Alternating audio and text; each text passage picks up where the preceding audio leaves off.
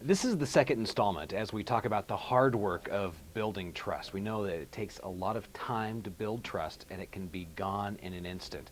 And so last week during the video blog, we talked about this idea of making and keeping commitments as a way to really build trust. This week, it's all about standing for something. We've heard the old adage, if you don't stand for something, you'll fall for anything. And so this week there are really two stories we share in the blog. The first is about Andy Roddick and Fernando Verdasco. They were playing tennis and Verdasco served.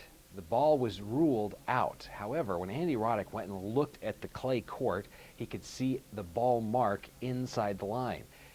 He could have kept quiet. He didn't. He raised his hand, called out to the judge and said, "Come look at this." They reversed the ruling of the ball being out and went on. Andy Roddick went on to lose that match and the tournament.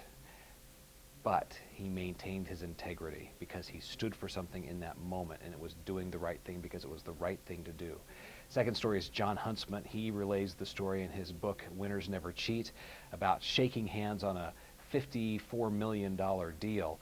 And when they shook hands, they agreed the buyer would do the paperwork. Buyer didn't do the paperwork. 6 months goes by, and the value of this deal goes up to $250 million. The buyer calls Mr. Huntsman and says, "Listen, we know what's happened with the value. I can't afford it now. Could we meet halfway?"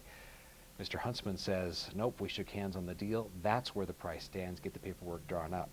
So he took significant personal loss because he was a person of his word. That's what he stood for. So the question really gets to the heart of, when you say you stand for something, it means you stand through it through thick and thin, even to great personal loss. And when you have a reputation for standing for something like that, for truth, for honesty, for justice, and you will not budge, you will not compromise, you build trust, especially in the business community.